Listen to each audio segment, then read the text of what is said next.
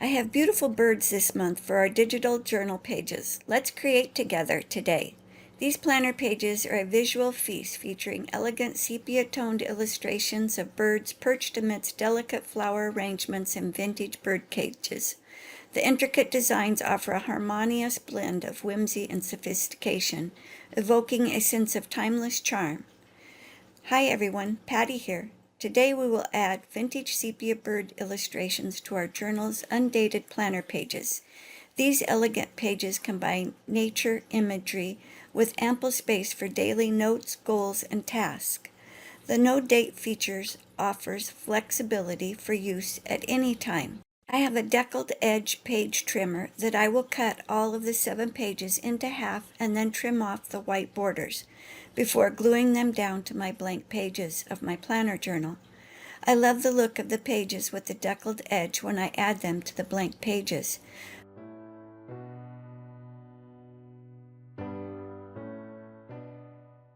But don't forget to ink all of those edges. This adds to the sepia tone to the pages and gives them a real vintage feel. I'm using walnut strain distress ink for my edges.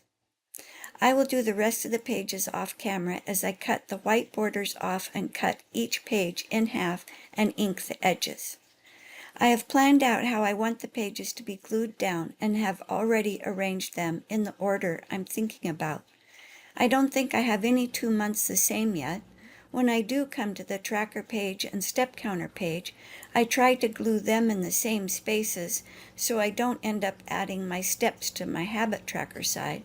But other than that, liking the change up each month and seeing how the pages come together. I only add glue to the edges, not all over the page. It's not needed in the center of the paper, but I do try to get a little bit on each corner so they don't pull up or flip over as I'm using them during the month. I also try to glue them closer to the outside of the page versus adding more bulk at the center spine of the journal. The monthly planner page is always up front, and I have a cover page so I can add my page tab for the month, but other than that, I'm having fun with the order each month.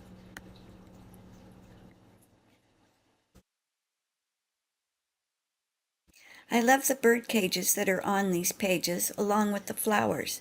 These are one of my favorite digitals so far this year. Or have I said that every month? It takes a bit of planning and time to get each page glued down and straight, but it's well worth the effort as the planner is becoming a piece of art.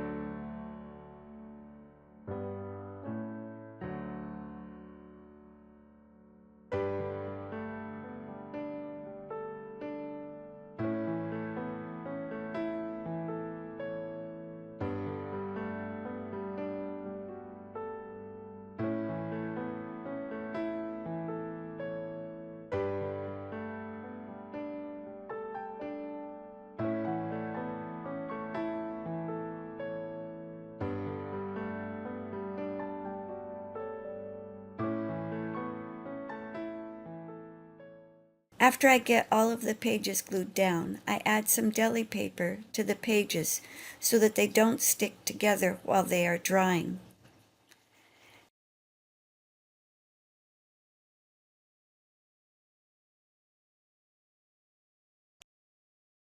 Now I'm ready to cut out the 2 ephemera pages. We have 4 journaling cards, a belly band, a small tuck spot, and 5 pockets that graduate in size.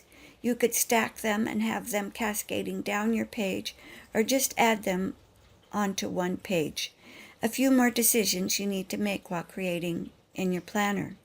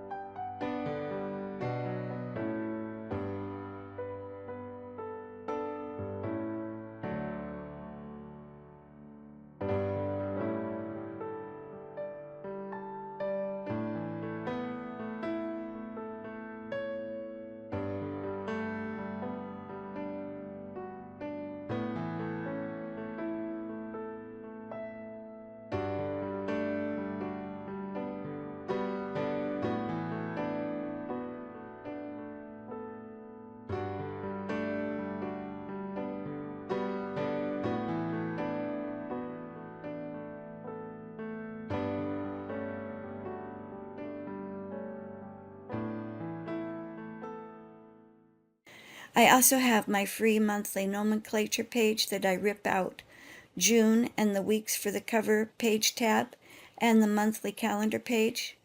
Don't forget to ink these edges after cutting them out.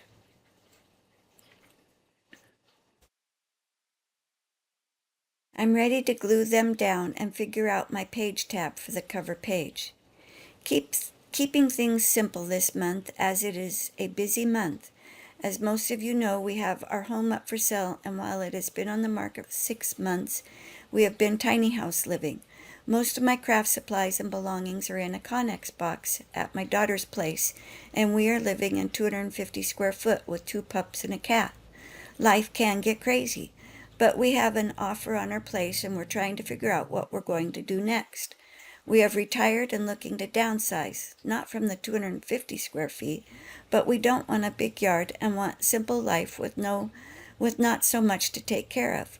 We still need room for the pups to run, but overall thinking downsize and simplifying life a bit.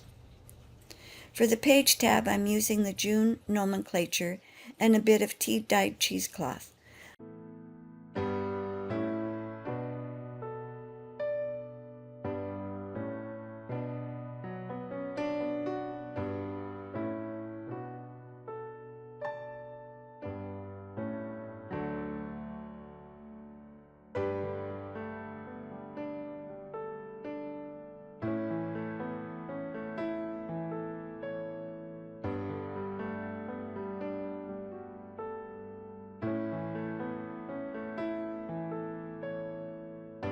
I fold the cheesecloth over the edge so a little will be on both sides of the page, and cover up the white portion of the June nomenclature on the second page that's poking through.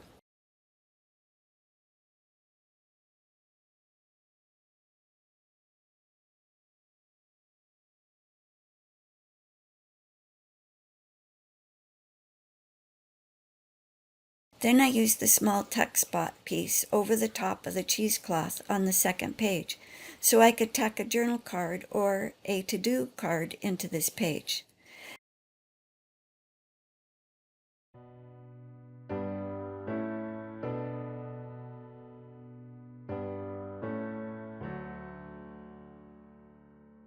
Held this down with some binder clamps till the glue is dried and adhered to the corner of the page.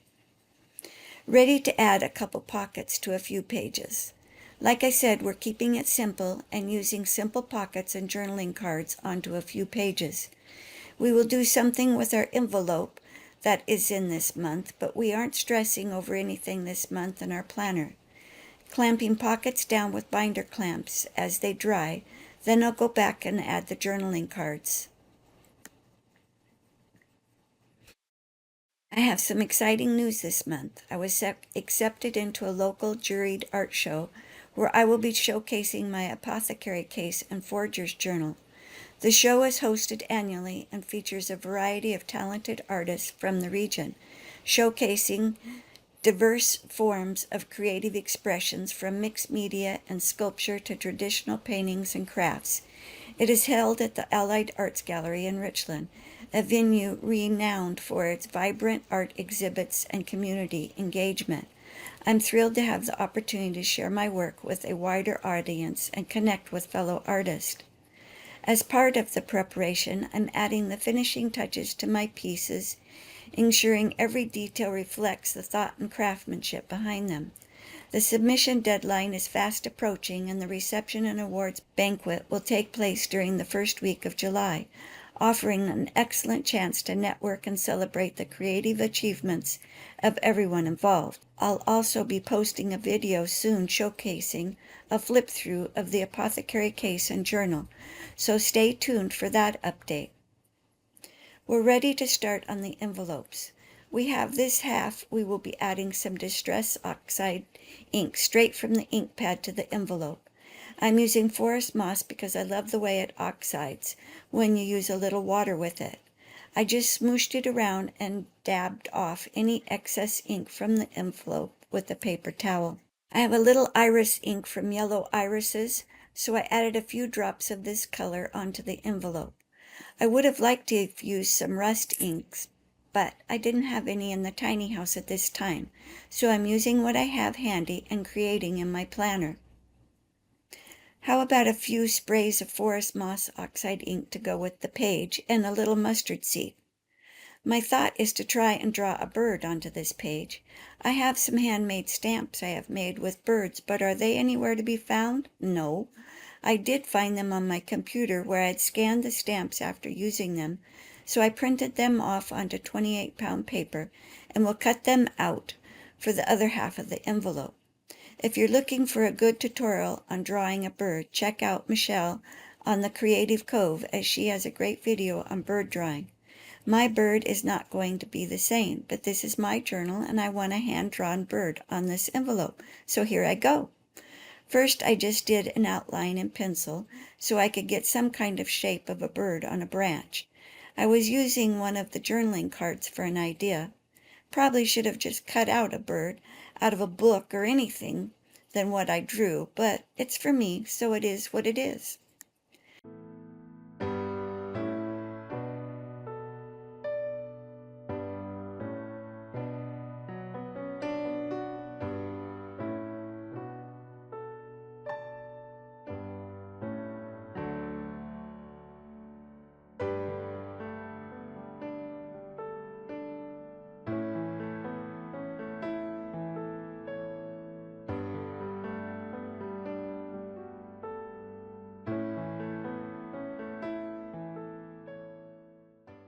I used a micron pen in .08 and .03 to add some interest and get some feathers onto this bird.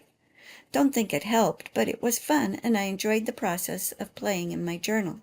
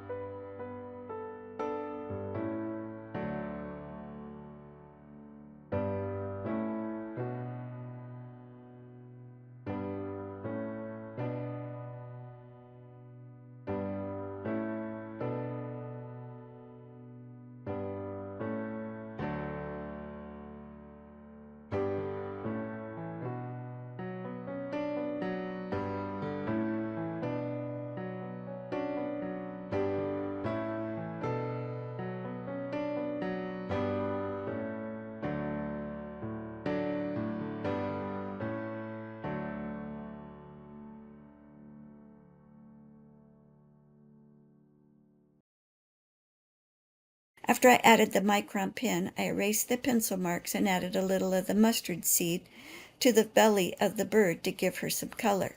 I guess it's a him, as the boys have more color than the girls in the bird species.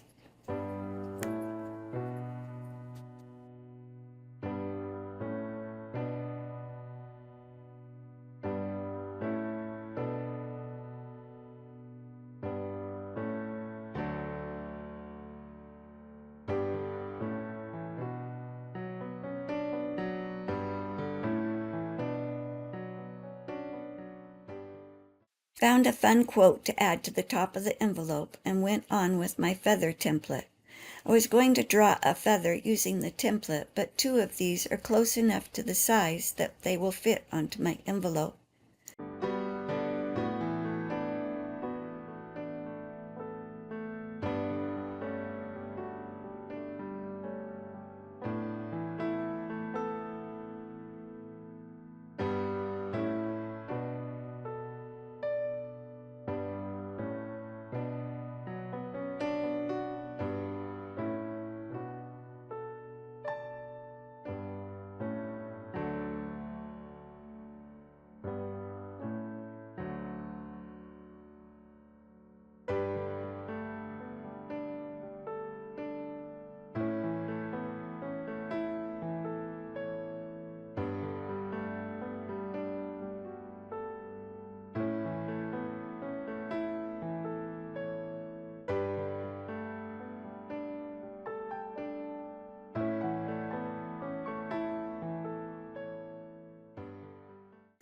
I activated my watercolors with a little water and started adding color to the feather template. I didn't try to stay in the lines. I will be cutting them out and gluing them to the envelope, so I just added color to the feathers and added more colors to the tips using a darker color to the edges. This was another very fun portion of the creating this month for my planner. I can use these in the envelopes or add them to the pages. I use different color combinations onto each feather, trying to leave a little white space and darker color onto the tips of the feathers.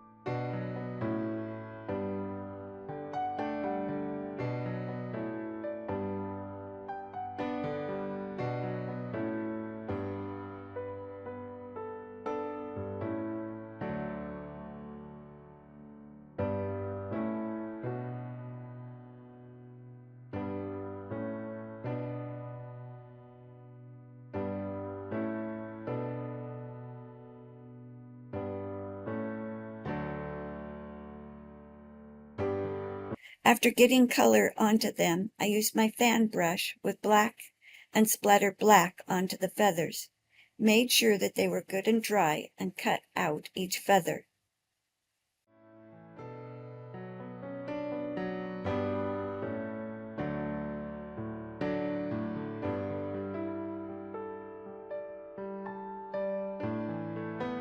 The two smaller feathers will fit onto this half of the envelope, so I cut them out first.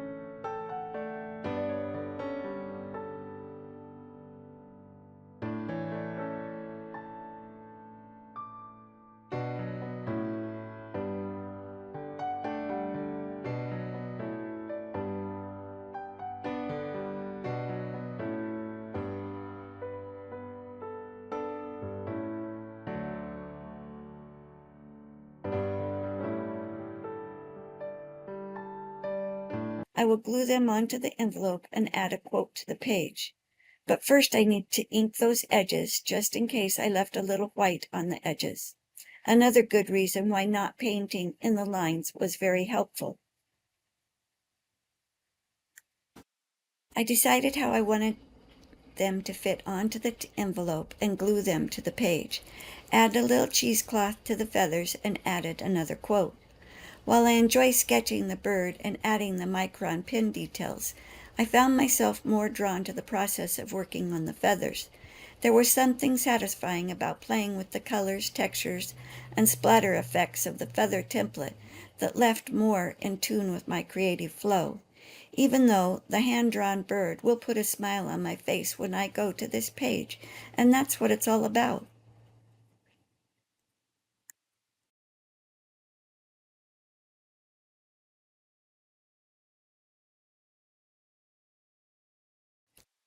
Add a little glue to the corners where the flap of the envelope didn't adhere, and this portion is done.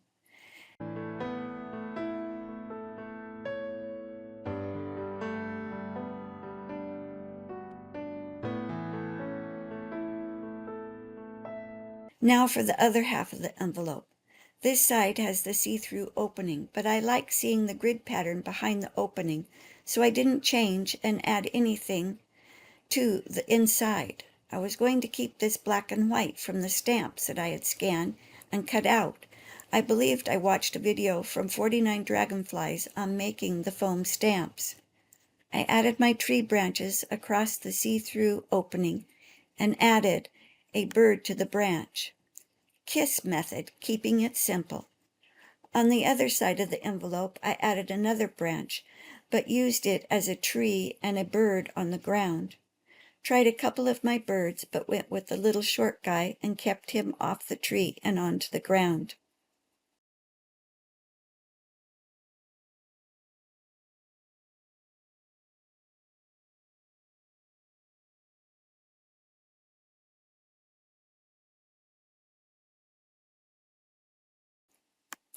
Trimmed off the top of the envelope so I could add something inside and add another quote. A few forest moss oxide leaves to the trees added a little color to the black and white envelopes and tied the pages together.